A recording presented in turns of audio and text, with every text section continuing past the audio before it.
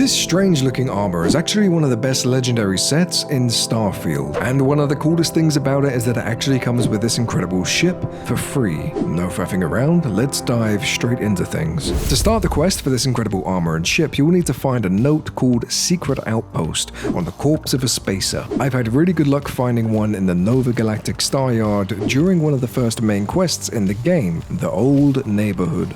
You can also find the note while exploring various outposts and taking out spaces on the moon, for example, but for me this was just a little bit easier. Once you have the note, make sure you read it, and then you'll have a new mission objective that will lead you to the Mantis' lair. The lair can be located at the Denebola LB moon within the Denebola system, obviously. Here's the location if you feel like checking it out or revisiting the area after the fact. From the moment you hop out of the ship, you'll have to fight your way through an outpost harder than Amber Heard tried to fight Johnny Depp in court. There are some tough enemies here, so if you're still a low level, make sure you bring the best gear possible, or at least a companion that can do all the work for you. As you fight your way through, don't forget to loot the enemies too, because I found this awesome sword with some crazy effects, and there are even more scattered throughout the base that may require an expert or a master in the security perk to access. After a few minutes of kicking names and taking butt, you'll arrive at this very odd puzzle in which you need to spell a particular word to proceed, and no, the word isn't subscribe, but if you feel like doing so, that would be awesome. If you don't feel like figuring out this puzzle for yourself, well, that's what I'm here for. There are 3 simple ways of getting through this. You can either hack the computer if you have a rank 3 in the security skill, you can jump all the way over to the other side, which is a little bit risky, or you can simply spell out the word Tyrannus, that's Tyrannnis.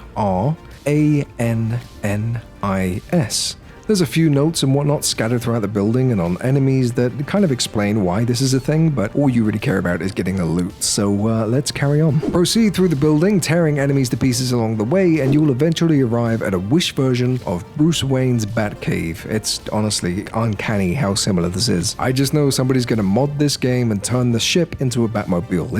It's gonna happen. Anyway, head through here and you'll be able to find your brand new suit of legendary armor ready to be collected, but wait! Drop a quick save in front of it, then interact with the mannequin. You will be able to check out the modifications and whatnot on the armor, and if they're not to your liking, simply reload the save, and you'll be able to interact with the armor again, finding a whole new lot of modifications. You can do this with any legendary set in the game, or even weapons that may be dropped by enemies if you have the foresight to save before encountering them. Play around with the suit for a while until you find some modifications that suit your playstyle. I personally went for a bunch of mods that reduced the weight of the weapons in my inventory just because it made resource gathering a lot easier. You, on the other hand, may prefer some defense buffs or some oxygen saving things. Finally, to wrap things up, head out of this room and walk up to the starship lift controls, and you'll be able to send this awesome looking ship, the Razorleaf, up to the surface. Make your way upstairs too, and you'll be able to collect your brand new ride and venture through space as an unparalleled force of nature.